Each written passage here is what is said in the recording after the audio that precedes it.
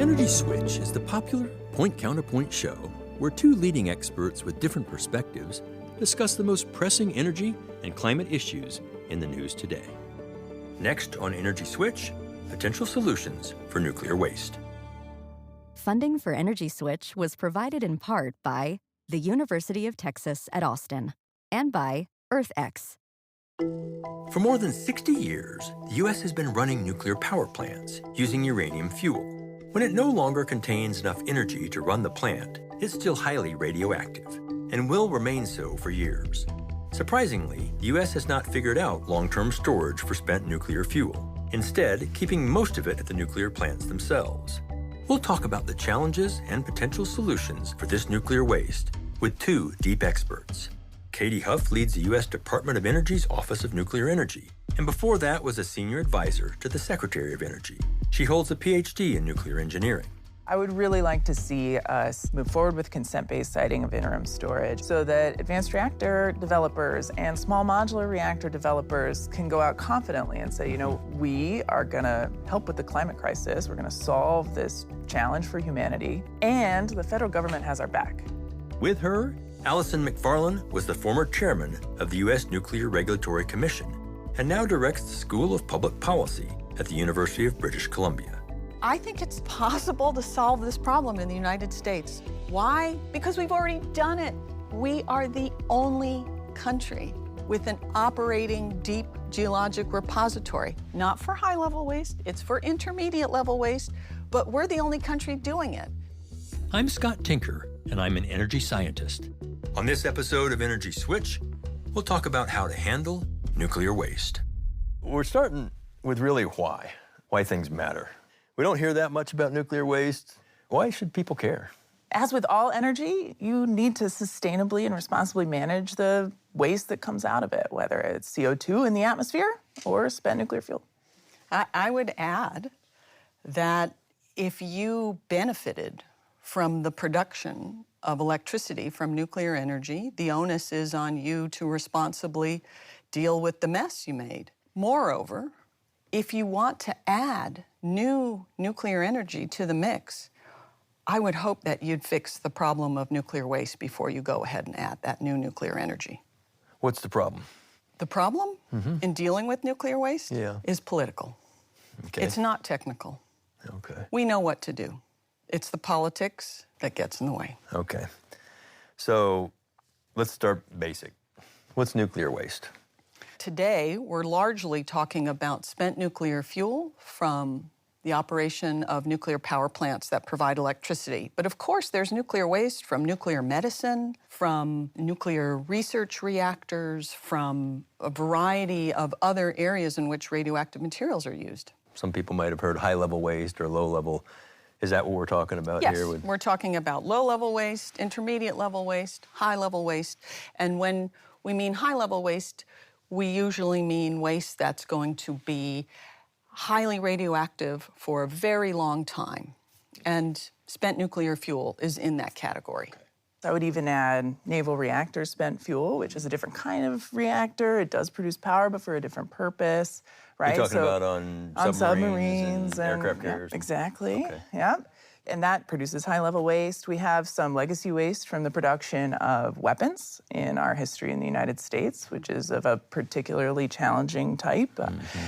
We have low-level waste of the type, gloves or things like this that are used in a plant. Right. Low and intermediate level waste has some facilities to store and manage it, but high-level waste really doesn't right now. Okay. How dangerous? Spent nuclear fuel is pretty dangerous. And it stays pretty dangerous for many decades, hundreds of years. Yeah, that's right. And that commercial spent fuel, there's about 90,000 metric tons of it that's been amassed here in the United States over the last many decades of commercial power production. So that's the size of the problem that we're talking about. 90,000 metric tons. Yeah. Give me a feel for volume. So a lot of people like to use a football field, 10 yards deep or so. If you include all the shielding and packaging that you have to put around it so that you can stand near it, then it starts to be a larger physical space, but we look at a kind of facilities that are, a super Walmart, or so, could hold most of those packages. But it's misleading in a way to think of waste that way, because you would never package it that way. You would never stack it up next to itself unless you want it to all melt. So it's going to take a large volume to get rid of this stuff, but we're not talking anything like the waste volumes from coal plants, for instance. I think that's an incredibly important point, right? Yeah. If you take all the natural gas, petroleum, and coal emissions of CO2 that goes straight up into the air, it's 1 million times the mass we're talking about in terms of spent nuclear fuel. Options then. What are we doing with low-level waste? It's stored and regulated, and in a handful of locations around the country in sort of near-surface, low-level waste disposal sites. Shallow land burial. In about 4 sites around the U.S. Okay. What are the big ones? There's one in Texas, in the Panhandle. There's one in Utah. There's one in Richland, Washington, and there's one in South Carolina. Okay. How about high level? Do we have any? Many. Yeah. Zero permanent storage, it's all waiting in about 35 different states where it was produced. Most of it's either in a pool, sort of somewhat similar to that, or in dry casks just outside of the plant. In some of those locations, the plant has already retired. Interesting. Just, real briefly, what's a dry cask? Yeah, so the spent fuel itself is a ceramic in little pellets. They're in long metal tubes, bunched together in assemblies. You have them in a storage pool, and it's all wet, and then you take it out, dry it, and put it in a big round steel canister, and then you surround that canister with concrete. And that's usually what a dry cask looks like. Okay. Yeah, the spent fuel just sits, it's passively cooled, and it sits on a concrete pad. I want to try to be clear for our listeners, because maybe they hear, oh no, it's sitting on the surface on concrete. It's pretty safe. Yeah, and in fact, the Nuclear Regulatory Commission has a statement around, their assessment of the robustness of the canisters, the, not particularly attractiveness of the spent fuel as a weapons material. And so stealing it in order to make a weapon is very unlikely. It is deemed uncredible. So let's just hold here. What that rule says is that after a reactor closes, spent fuel is going to have low environmental impacts indefinitely. Assuming institutional controls last indefinitely. Now, who in this day and age believes institutional controls are going to last indefinitely? You act like you were chairman of the NRC. Oh, wait. When that was passed. Right. And actually, I think it was a mistake. Interesting. It was NRC basically washing its hands of any way to force a solution. I completely agree. The component around just the long-term safety does rely on this long-term institutional control. I will say the U.S. federal government takes this responsibility extremely seriously. The current U.S. federal government does. That's right. Yeah. I'm not convinced that future U.S. federal governments will. And those casks aren't going to last forever. True. Right? Right. We don't know how long they're going to last. That's right. You guys are doing some research on how long they're going to last, which is great. These concrete casks. Yeah. But are they going to last hundreds of years? Highly doubtful. Okay. So that means you're going to have to change them. Who's going to change them? Right. Who's going to pay? Aren't all of us paying a little bit of a tax to manage it, though, federally? Yes. This is a mess. The fee that was paid by the utilities originally, the 1 mil per kilowatt hour, which they stopped paying after a lawsuit against the federal government, who was not doing our part of the job. Okay. And then there's a separate part, the judgment fund, which we've now paid $10 billion in. It presents a liability to the taxpayer. We, the people, out of this judgment fund that annually is paying to continue the maintenance of these. So let's just take a few steps back. Okay. In 1983, Congress passed the Nuclear Waste Policy Act, which said, we're going to take this spent fuel and put it in a repository. And you, DOE, are going to find that repository, and characterize it, and run it. And the Nuclear Regulatory Commission is going to regulate it based on standards set by the Environmental Protection Agency. The original idea was to look at least 3 sites and compare them and pick the best. Well, politics intervened, and Congress decided in 1987 to select a site itself. Okay. And they selected Yucca Mountain, Nevada, to be the only site that would be characterized. So fast forward, Congress has not provided any funds for nuclear waste disposal since 2010. Why? Because there's $45 billion in the nuclear waste fund, as Katie said. Paid for by the ratepayer. It was supposed to be an escrow fund, but Congress treated it like it's appropriations money. They treated it like it's taxpayer money. So it's being spent on other things. Oh, yes. And then, in that Nuclear Waste Policy Act, there was a contract. And it promised the utilities that own nuclear power plants that the Department of Energy would start picking up the spent fuel from these sites by January 31st, 1998. And of course, that was 25 years ago. So all these utilities sued and said, breach of contract. Yeah. Now the taxpayer is paying reparations to all these utilities to store the spent fuel at their sites. So you mentioned Yucca Mountain, Allison. Say a little bit more about that. What was it and what happened to it? It's this site that's in southern Nevada, 90 miles northwest of Las Vegas. And the idea was to tunnel down hundreds of feet below the surface and place the waste there in these special canisters. Okay. Now, the state of Nevada has consistently resisted putting the repository there since the passage of the amendments to the Nuclear Waste Policy Act, which they refer to and have always referred to as the Screw Nevada Bill. But it's federally owned. Federally We dug owned the land. tunnel, right? The hole's there. We can imagine why they might not want it there, right? The state of Nevada doesn't have any commercial nuclear power plants. That's right. For example, if we come back, to this notion that perhaps the folks who benefited from the power could be, more inclined to be the ones taking responsibility for it, you can really empathize with the people of Nevada. Right. Do we need one? Do we need a new repository? Absolutely. Yeah. You want to say that more clearly? So, and let's just dispel some of the other ideas that folks may be This is my bandying favorite about. conversation. Right. Okay. We should not shoot it into space. No, we should not. Why? A lot of things going up into Challenger. space come right back down. That's right. Yes, they do. Yeah. Sometimes they don't even leave the launch pad. The That's other right. feature of Sadly. space, it's very expensive to get things up by the gram, and we're talking about masses. Okay. Okay, So another no space launches. another no-go is deep sea beds.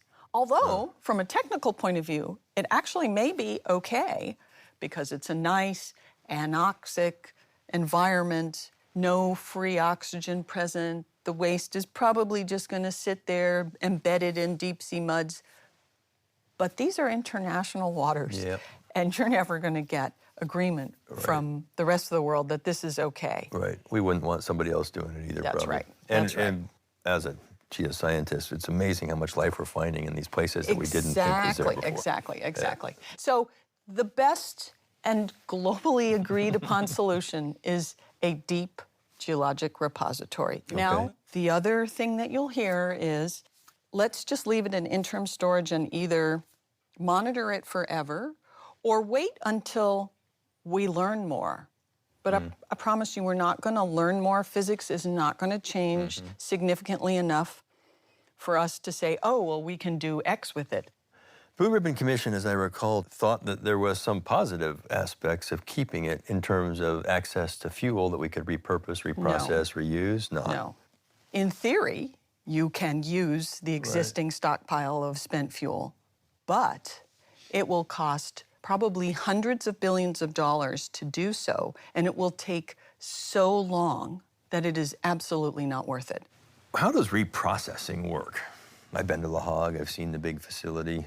In a real high-level sense, what is that and how does it work? Reprocessing is a way to manage the spent fuel. It is not a solution to get rid of the spent fuel. Although you may reduce the volume of the high-level waste, you vastly increase the volume of the low-level waste and the intermediate-level waste. So you've shifted your waste problem. You still have a waste problem. And then you have a proliferation problem because you've separated this plutonium, which could then be used directly in nuclear weapons. Well, it is certainly the case that there are other ways to go about this, right? There certainly are some opportunities for recycling processes to not separate plutonium all by itself. Some of the reprocessing can lower the heat burden and change what's required of the repository, but largely you're going to have the same fission products in it. You might reduce the amount of time that heat burden is important. I'll disagree with you, Katie. So maybe you've reduced the heat burden by taking the plutonium out from that particular high-level waste, but what if you put the plutonium in? So if you put it in a mixed oxide fuel, once you put that in a reactor and it comes out, it's going to emit 3 times the amount of heat as regular spent fuel. So you have not solved the heat problem. You've made it worse. Do next-generation reactors address some of this? Do they use more of the heat?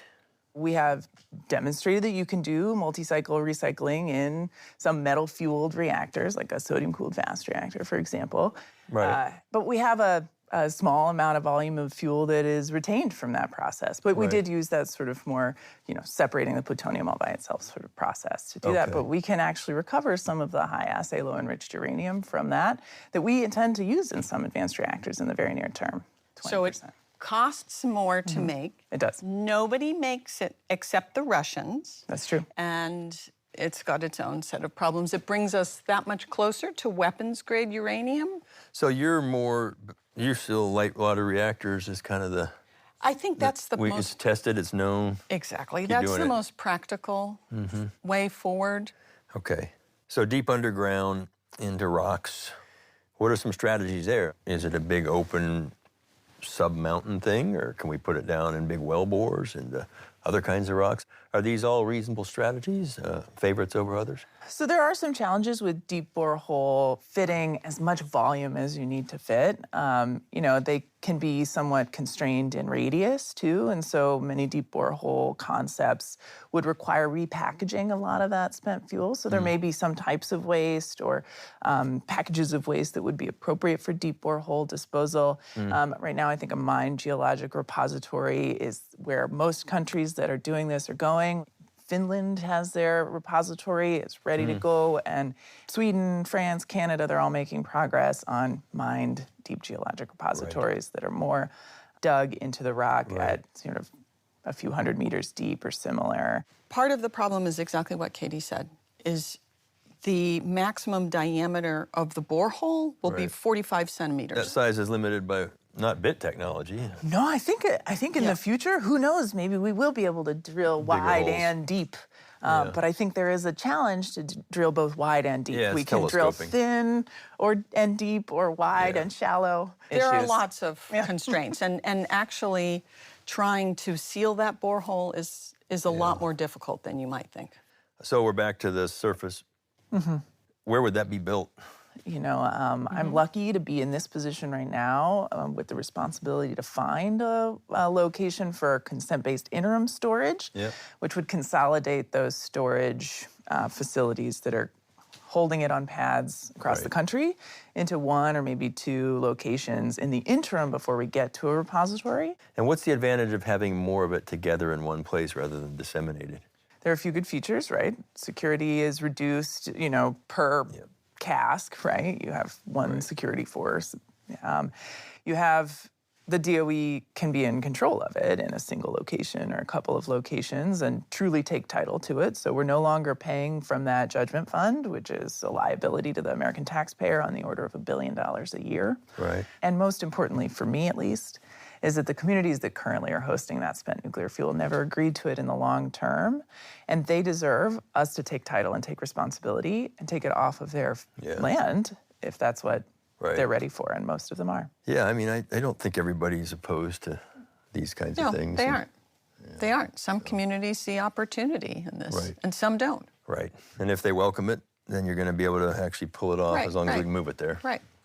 Is transporting it, is moving it safe? Yeah. There have been about 2,500 transportations of commercial spent nuclear fuel across this very country on public roads and railways with no accidental releases to the public, no accidents.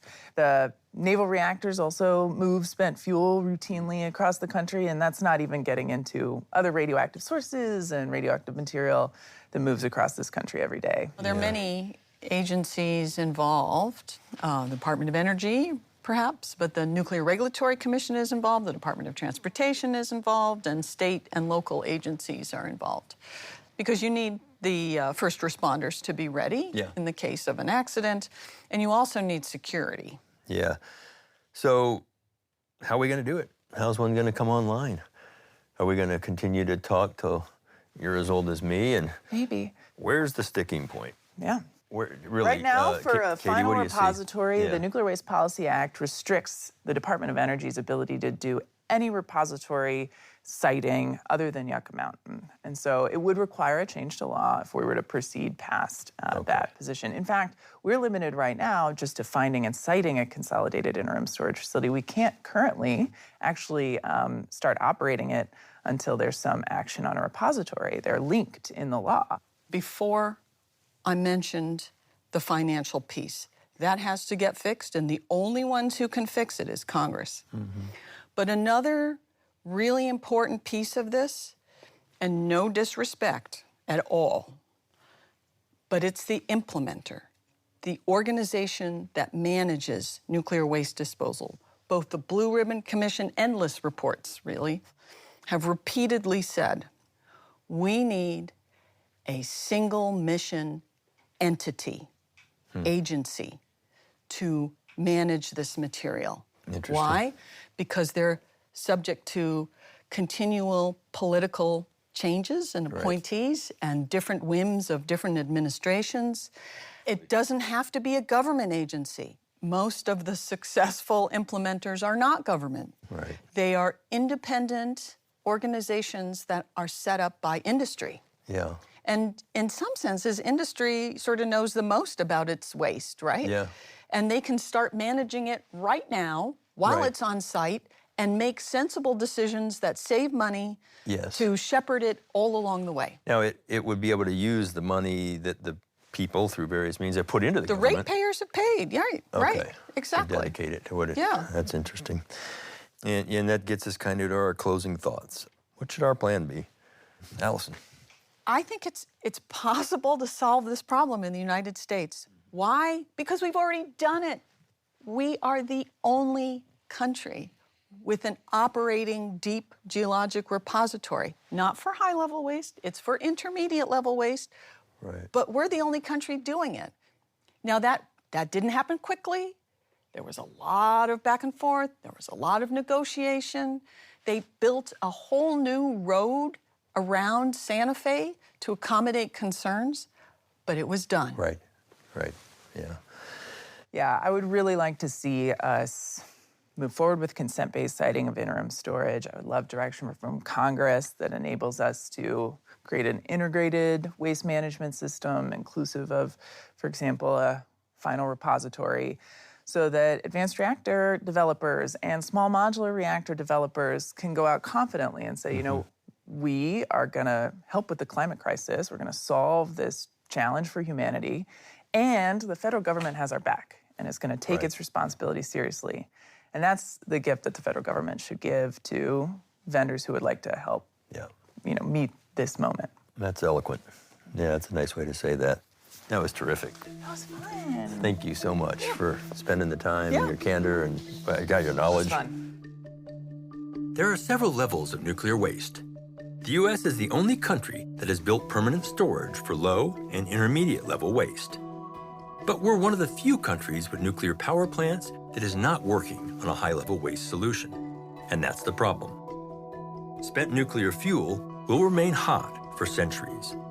Of the several options proposed for its disposal, these two experts believe the most viable is a geologic repository, although others see potential in deep well bores. We spent billions building a repository decades ago at Yucca Mountain, Nevada, but politics derailed it. Tax funds exist to start another one, but are currently repurposed for other things and used to pay nuclear power plants to store the waste on site. Opening a new geologic repository will require laws to be changed and political determination that few U.S. lawmakers have shown. Energy Switch is executive produced by Scott Tinker and produced and directed by Harry Lynch. Emily Hooks is the assistant producer and researcher. Editors are Ginny Patrick, Yusef Swachina, and Jackie Kunzler. Matt Aslanian does the sound. Energy Switch is produced by Arcos Films for the Switch Energy Alliance, with support from the University of Texas at Austin and EarthX.